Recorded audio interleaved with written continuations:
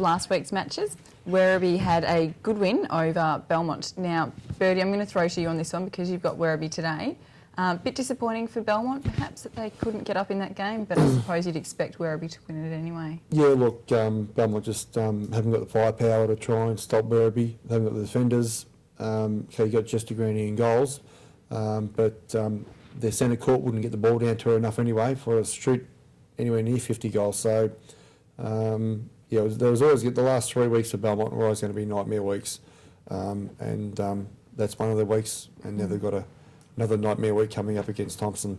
So disappointing, and Belmont will be disappointed. Girls had a great first probably 3 quarters of the year, and then all of a sudden they've just something's gone wrong down there and it just dropped away. There were a couple of games there they were missing girls, but yeah, we've all suffered because of that. Well, that's true. And Werribee peak at this time of year every year, and Michaela Ward and Jenny Gardner are obviously sharing the workload in the goal ring, both shooting the same amount of goals last week, so they're a strong combination and hard to be beaten. That's right. Now, Belmont have slipped out of the top 5, Birdie. Yep. Any chance of them getting back in? In a word, no. No? No. Okay, so taking a look at the top 5, I know you've got that in front of you. Yep. Who do you think is going to be in after today's matches? Well, Corio are on 42 points, Belpost Hill are on 42 points. In Belpost 4th Hill, and 5th position? Belpost Hill being 5th. Right. So who's above Belfast Hill? Just below Belpost Hill is North Geelong on 40 points, and Belmont's on 40 points as well. Okay. So you would assume that Belmont are going to get beaten by Thompson, so they're gone. North Geelong play East Geelong.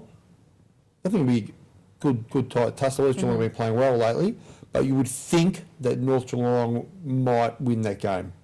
They would then go to 44 points.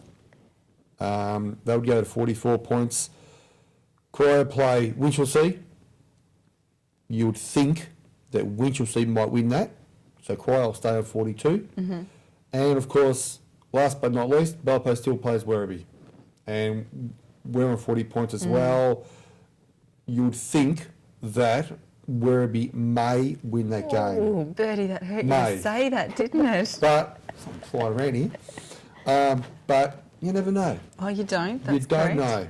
Now, the top 3, will they stay as they are Yes, in that order? they will stay like that. Yeah, they'll stay like that. The only thing that might change is Winchelsea and Werribee might change positions. That's about it. Okay. But apart from that... And 2nd and 3rd play each other anyway, don't they? Is that correct? No. Finals? Who plays who? Oh, in the first week of finals, Yeah. yes. Oh. Yes. Yeah, okay. Sorry. Yeah. Yeah, so, no, nothing will change. No, I don't think anything will change. Thompson's playing against Belmont. Belmont. So if Belmont somehow managed to win against Thompson and Werribee somehow managed to win against Belpost Hill, Werribee would go to the top of the ladder and have the first week off in the finals. To sum it up, Corio, Belfast Hill, North Geelong, Belmont, whether they win or lose, at the end of the day, aren't going to know whether they're in finals until they hear all the results. Okay. Well, that'll be a bit of a tense wait then. I'm glad I'm not waiting. I'll be for those ringing you results. straight away. Pretty much though, you look at the ladder, you'd probably have to say that Corio is probably definitely in. Yeah. Even if they lose, the percentage is that much better than everyone else's. And speaking of percentage, Thompson's absolutely huge after a massive win last week against Geelong West. They'd have to be very happy with that. Actually, just looking at Thompson now, they're shot 998 goals for the season. I do not think that any team's ever shot 1,000 points in the season in Wow. GDFL. So they'll be the first team to That's do it next amazing. week. Fantastic for Some them. nice scoring. The other game last week was East Geelong with the win over Bannockburn. Quite impressive for East Geelong. We know they've had a few of their A-grade players out, so well done to East. Now, Amy, we are going to take a look at some footage in a moment of some of your netter kids. Now, I know it's not called netter anymore, but you've been doing some great work out at Cry with the young kids. Do you want to tell us a bit about that? Okay, it's obviously from coming down from Netball Victoria, a program developed for children between the age of 5 and 10. It's called Net Set Go, sorry. And we chose to take on this program about 3 years ago now. Now the kids are absolutely adorable. It introduces them to the skills of netball, no matter what their skill level is. It caters for all individuals, obviously not mattering what their skill level is. They thoroughly enjoy it. We have about 30 young kids at Cryo this year, but I strongly recommend it to all GDFL clubs to seriously consider taking this on next year. It's for future development, obviously, to grow these kids into juniors going up through your under 11 grade, but all these kids not only love, obviously, netball and what they've learnt, they now think they love netball, they love being a devil, and it grows from there. So strongly recommend it to any club to take this on for next year. And if you want more information about the NetSet Go program, they can go to www.netsetgo.netball.asn.au. So Do you want to just repeat that for us once more? www.netsetgo.netball.asn.au, or just Google search NetSet Go. Fantastic. Plenty of information on the web. Well, that looks great for your club. What age are these girls? So my girls range from 4 to 11, although the program recommends 5 to 10, but obviously, again, depending on their skill level. But some of these girls have got talent already, you can see it. That's great. And I suppose as long as they're enjoying it, that's the main thing. Amy, what's your involvement with it? What do you actually do on the night when you have the netter? I obviously the head coach or accredited coach there. A few of the mums obviously assist because, as you can imagine, trying to look after 30 little kids is quite stressful. And we just pretty much try and group together about 5 kids at a time to give them the attention that they need and work with them on bettering their skills. Oh, Birdie, yes. Yeah, that looks really good. I actually thought that was a cryo training session for a moment there.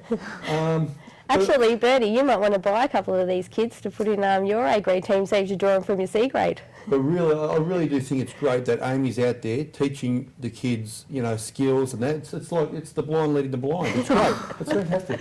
I was waiting for that smart response. Some of them are even taller than me as well.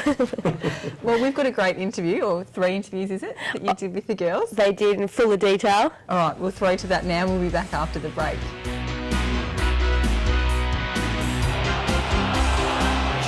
GDFL. Okay, Frankie, so why do you enjoy netball so much?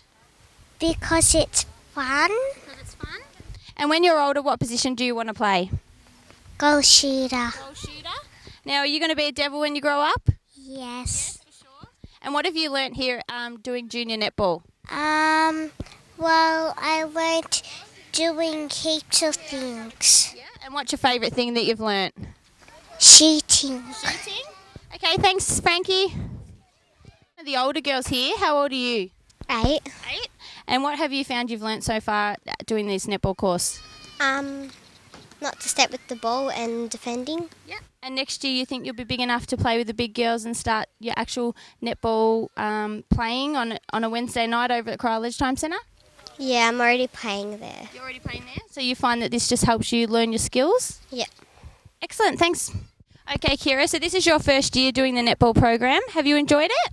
Yeah. Yep. And last year you did dancing, but now you're finding netball, you've learned a lot of new skills? Yes. And when you're older, you definitely want to play netball? Yeah. Excellent. Now, what do we do here on a Monday night? What type of things do we do? Sometimes we do shooting and goals. Shooting and goals, and that's your favourite thing? That's what you want to do? And the favourite thing we're doing now is And you've learnt how to stop, steady, and pass. And what's our rule when we pass? What's our rule? to step and pass. Step and pass. Excellent. Thanks, Kira. Okay, Bella, why do you like netball so much? Because it's fun. Because it's fun. And this is your 3rd year now of doing netter here with us. And you've definitely, your skills have definitely increased and you've got really good. What's your favourite thing that you've learned at netball? How to shoot. How to shoot. Everyone wants to be a shooter. So when you grow up, you want to be a shooter? Yes. Yes. And when you grow up, who do you want to play for? I don't know. You don't know? All right, thanks. We are the Raiders from all around your lawn. I'm here to tell you how football is strong.